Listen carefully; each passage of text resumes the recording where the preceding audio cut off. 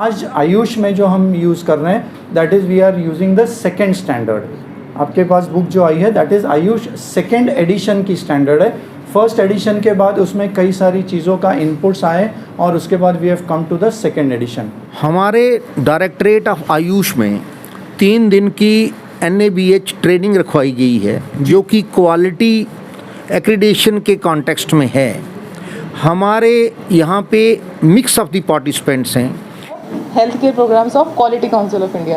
It has 5 constituent board. In the next slides I'll be showing. These are the 5 constituent board: NABCB, Certification Board, NABL, NABET, NABH and NBQP. I am presenting my board, that is NABH. NABH is related to healthcare.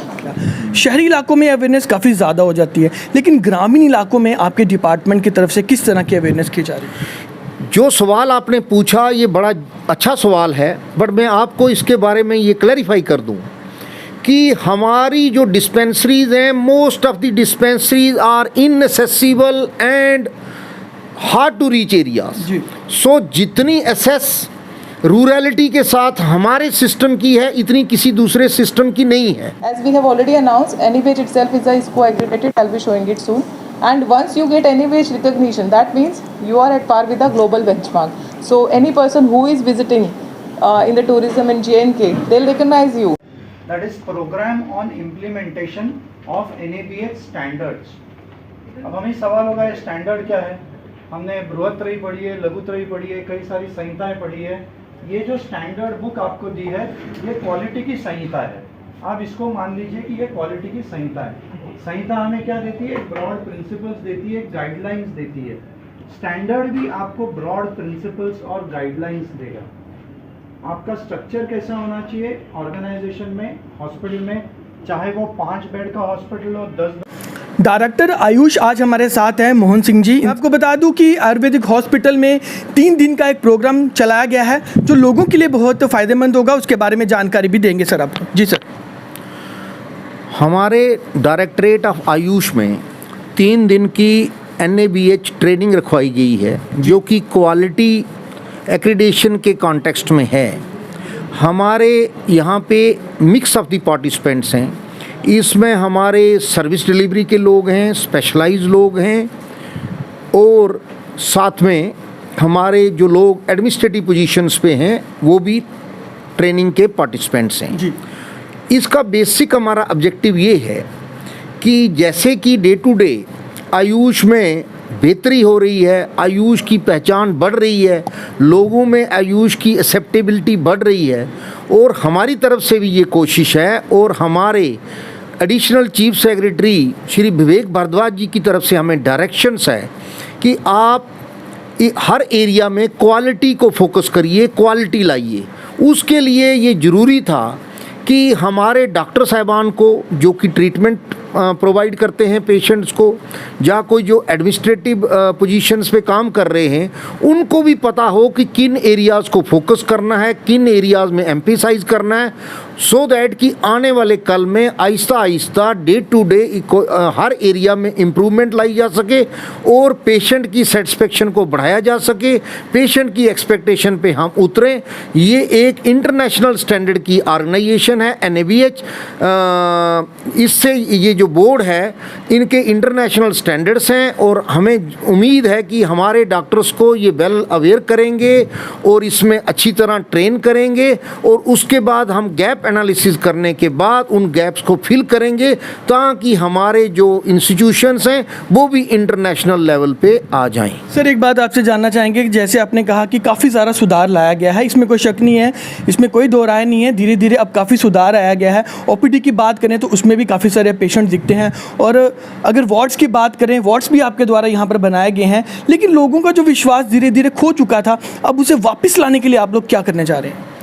देखो ऐसा है, कोविड-19 pandemic जो है जी, जो कि एक बहुत बुरा टाइम था ह्यूमैनिटी के लिए जी, बट दूसरी तरफ से मैं ये कहूँ कि हमारे आयुष सेक्टर के लिए ये एक अपॉर्चुनिटी थी, क्योंकि लोगों में जब दूसरे सिस्टम्स फेल हुए तो लोगों ने जब हमारे आयुष इंटरवेंशंस पे आए, जब हमारे इम्यूनोमॉड्यूलेटर ड्रग्स लोगों ने लिए, के जो सजेशंस होते हैं उनको इनकॉर्पोरेट किया जाता है एंड फाइनली एक गाइड बुक तैयार होती है।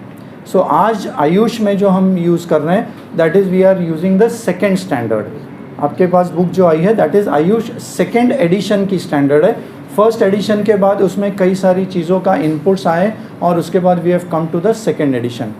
Allopathic NABH is now currently at the 5th version. Things are changing. Prostate surgery पहले सर्जन करते थे, अभी रोबोट कर रहे हैं, राइट। सो इवॉल्व हो रही है, टेक्नोलॉजी इवॉल्व हो रही है। We have to incorporate all these things into our standard, तब जाके ये एक इंटरनेशनल रिकॉग्निशन है। क्वाथ और हमारा च्यवनप्राश लोगों ने यूज़ किया। जैसे पेशेंट्स की पोस्ट कोविड रिकवरी हुई, जब प्रिवेंटिव पार्ट पे रिकवरी हुई, मतलब जो हमें रिज़ल्ट आए, या दूसरी तरफ से हमारा जो asanas and pranayama, disease specific asanas and pranayama and preventive asanas and pranayama जो लोगों को बताए गए, जो हमारे डॉक्टर्स ने, हमारे इंस्ट्रक्टर्स ने लोगों तक पहुंचाए और लोगों को इसके बारे में अवेयर किया, मैं यकीन के साथ कह सकता हूं कि इससे पब्लिक को बहुत ज़्यादा बेनिफिट हुआ और हमारे आयुष सेक्टर की बहुत ज़्यादा अपग्रेडेशन एंड प्रोपोगेशन हुई। सर, आपके द्वारा बहुत सारे कैंप्स भी लगाए गए और अवेयरनेस कैंप में आपने लोगों को काफ़ी अवेयर किया। शहरी इलाकों में अवेयरनेस काफ़ी ज़्यादा हो जाती है, लेकिन ग्रामीण इलाकों में आपके डिपार्टमेंट की तरफ से किस तरह की अवेयरनेस की जा रही है? जो सवाल आपने पूछा ये बड़ा अच्छा सवाल है, बट मैं आपको इसके बारे में ये क्लैरिफाई कर दूं कि हमारी जो डिस्पेंसरीज हैं, most of the dispensaries are inaccessible and hard to reach areas. So जितनी एसेस रूरलिटी के साथ हमारे सिस्टम की है, इतनी किसी दूसरे सिस्टम की नहीं है। सो मेरा आपसे ये कहना है कि हमारा डॉक्टर्स, हमारा पैरामेडिक्स, हमारा नर्सिंग स्टाफ जो है वो दूर दराज लोगों तक गया। हमने आउटरीच कैंप्स लगाए, हमने पेरीफ्रीज OPD लगाई, हम स्कूलों तक गए, हमने आंगनवाड़ी सेंटर्स तक गए, हमने वहाँ लोगों को एजुकेट किया with regard to home remedies, हमने एजुकेट किया with regard to yoga asanas and pranayama, लोगों को एजुकेट किया, लोगों को इंस्ट्रक्ट किया।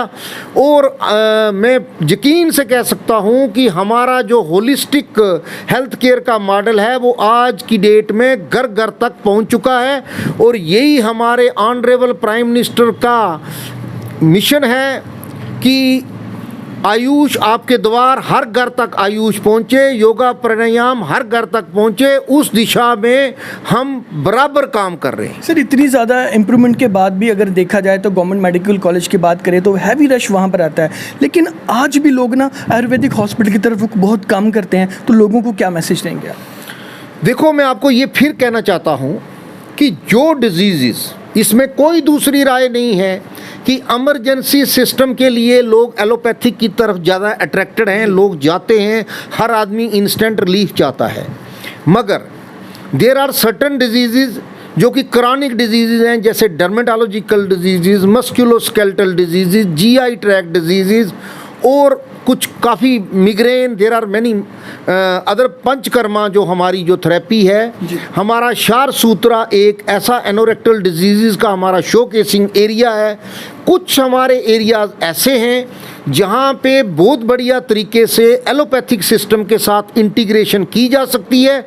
मेरा कॉमन पब्लिक को ये मैसेज होगा कि आप जाइए, जहाँ आपको अच्छा ट्रीटमेंट मिलता है वहाँ जाइए, मगर हम साथ साथ लोगों को अवेयर भी कर रहे हैं, प्रिंट मीडिया के जरिए, इलेक्ट्रॉनिक मीडिया के जरिए, सोशल मीडिया के जरिए, कि कुछ ऐसे स्पेशलाइज एरियाज़ हैं जिसका कि आयुष सिस्टम के पास बेटर इलाज है और श्योर इलाज है। इसीलिए उन एरियाज़ के लिए एटलीस्ट वो हमारे पास आएँ और बेहतर होके, ठीक होके, आरोग्य होके जाएं। Thank you. शुक्रिया। मैं आपको बता दूं कि ये तो हमारे साथ डायरेक्टर आयुष मोहन सिंह, जितने भी यहाँ पर ट्रीटमेंट किए जाएंगे उसका कोई भी साइड इफेक्ट नहीं होता।